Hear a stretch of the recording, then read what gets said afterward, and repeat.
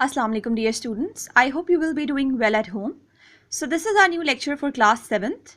In the previous lecture we had started a new chapter. The name was Black Beauty by Anna Swell.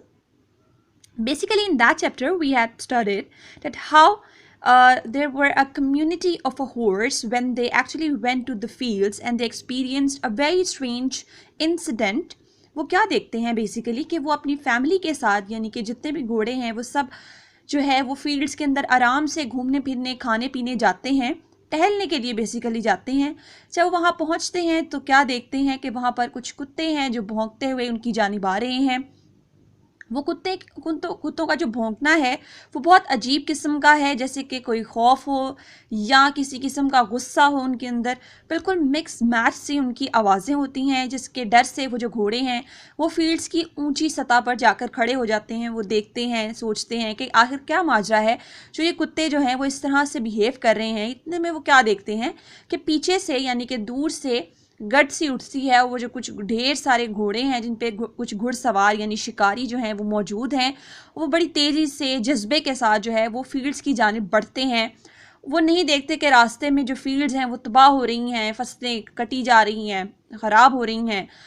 They only aim towards their destination. वो सिर्फ अपनी जगह पर पहुंचना चाहते हैं जहां पर वो जाने के लिए आए हैं।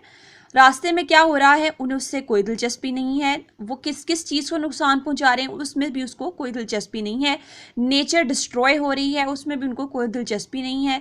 बेसिकली वो जो कुत्ते हैं वो क्या होने की कोशिश कर रहे हैं, उनके शोर और उनकी आने के जो स्पीड है उसके डर से, खौफ से डिस्पर्स हो रहे हैं, यहाँ वहाँ घूम यानी कि भाग रहे हैं अपनी जान बचाने के लिए। इतने में उन घोड़ों के अंदर जो उनका एक ओल्डर हॉर्स है यानी मेल हॉर्स है, वो एक उसकी जो नज़र है वो एक खरगोश पे पड़ती है। वो क्या देखना चाह रहा होता है कि आया वो जो कुत्ते हैं वो किसी शिकार की तलाश में हैं, आया क्या माजरा है। जब वो देखते हैं कि वो वाकई वो असल में उनका मकसद होता है कि अगर खरगोश को इन्होंने चीर फाड़ करके खा लिया तो इसका मतलब ये लोग शिकारी हैं सबके सब, और अगर इसको जाने दिया तो कुछ भी नहीं, सिर्फ ये राह गुजर हैं और गुजर जाएंगे, थोड़ा सा खेले कूदेंगे और फिर चले जाएंगे। लेकिन वो क्या देखते हैं कि वो जो खरगोश है वो एक ऐसी जगह पर जाकर भागता हुआ फंस जाता है जहाँ पर जो है बाड़ लगी होती है और उसके लिए गुजरना मुश्किल होता है। अब जब ऐसा होता है तो पीछे से कुत्ते जो हैं वो उस पर हमलावर होते हैं और उसको चीर फाड़ कर देते हैं। जब वो ये देखते हैं तो जो उसमें सबसे एल्डर जो सबसे यंगर हॉर्स होता है वो ये होता है जो कि स्टोरी को बता रहा है। वो कहते हैं कि ऐसा वाक़या जो है मेरे लिए बड़ा हैरान कुन था। मैंने अपनी ज़िंदगी में ऐसी चीज़ पहली मर्तबा होते हुए देखी कि किस तरह वो कुत्ते उसे चीर फाड़ कर रहे थे, उसकी बोटियां बोटियां नोच रहे थे और पीछे से एक हंसता हुआ एक आदमी आया और उसने उन कुत्तों को भगाने की कोशिश की और उस खरगोश को उठाया और उसके टुकड़े जो हैं उनको उसको हाथों में लेकर मुस्कुराया कि किस तरह जो है वो लोग शिकार करते हैं। यानी कि इंसानियत को भुलाकर उन्होंने किस तरीके के साथ इस तरह का जज्बे का इजहार किया, अपनी जो एक इंसान होते हुए भी इंसान ना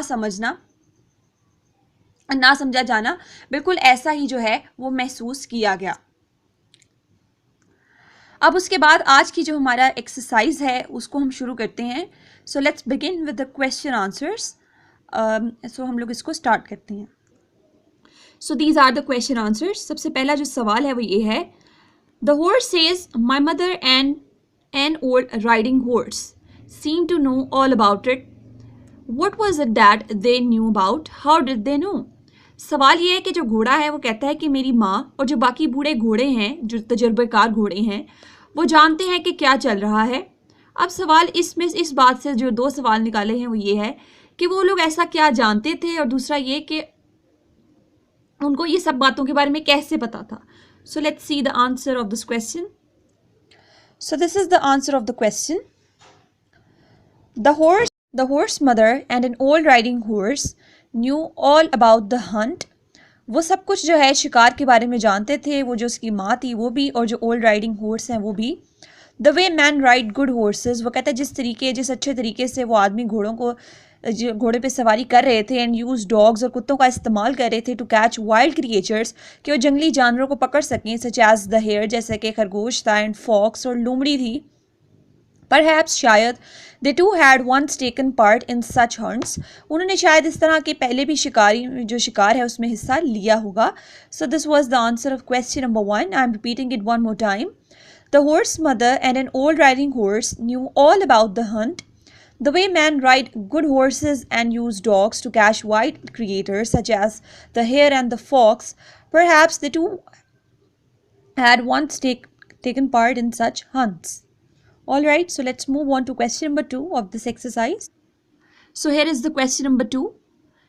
That why did the dogs stop barking and begin to run about with their noses to the ground?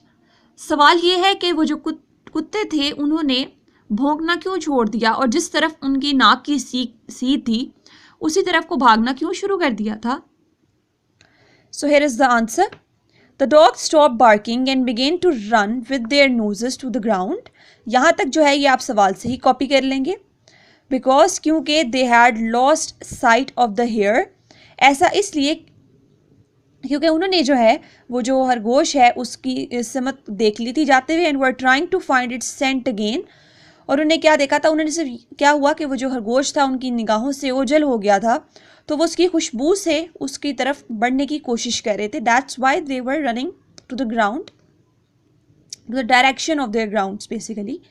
So let's move on to question number 3. So this is the third question. Why was the hare wild with fright? वो कहता है कि वो जो खरगोश था वो जो खौफ था उसके साथ जंगली सा क्यों हो गया था?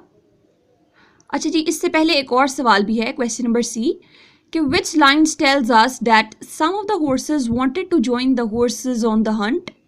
वो कहता है कि कुछ घोड़े जो यानी कि वो जो एक ग्रोह था उन्हीं में से कुछ घोड़े जो हैं वो भी शिकार का हिस्सा होना चाहते थे, यानी वो भी उनके साथ शिकारियों के साथ शिकार करना चाहते थे. तो ऐसा क्यों था? ऐसी कौन सी लाइंस हैं इस पोइम के इस चैप्टर के अंदर जो इस बात को जाहिर करती हैं?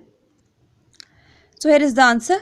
वो कहते हैं कि these lines tells us that some of the horses wanted to join the hunt. अब वो कहते हैं वो लाइन चैप्टर के अंदर जो ये शो करवाती है कि वो जो घोड़े हैं वो हिस्सा लेना चाहते थे शिकार में, वो ये हैं. The old horses स्नॉटेड and looked ईगरली after them. कि वो जो बूढ़े घोड़े थे वो बड़े वो कहते हैं तवज्जो के साथ और ध्यान के साथ जज्बे के साथ जो है उनकी तरफ देख रहे थे. एंड वी यंग होल्ड्स, और हम जो जवान घोड़े थे, wanted to be galloping with them, और हम क्या चाहते थे, हम उनके साथ झगड़ना चाहते थे. It seems ये ऐसा दिखाई दे रहा था as if the horse wished to join in with the galloping, कि वो जो घोड़े हैं वो भी उनके साथ उस शिकार में उस झगड़े में हिस्सा लेना चाहते हैं. ये आप लोग देख लीजिए एक दफ़ा फिर से.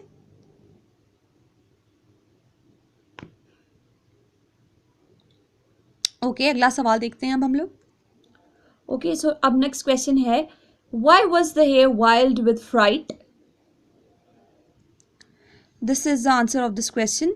The hare was wild with fright because the dogs were chasing it. वो खौफ से जंगली इसलिए हो गया था क्योंकि जो कुत्ते थे वो उसका पीछा कर रहे थे. जाहिर है जब किसी को अपनी मौत नज़र आती है तो वो बिल्कुल बेकाबू सा और जो है अपने हवास खो बैठता है.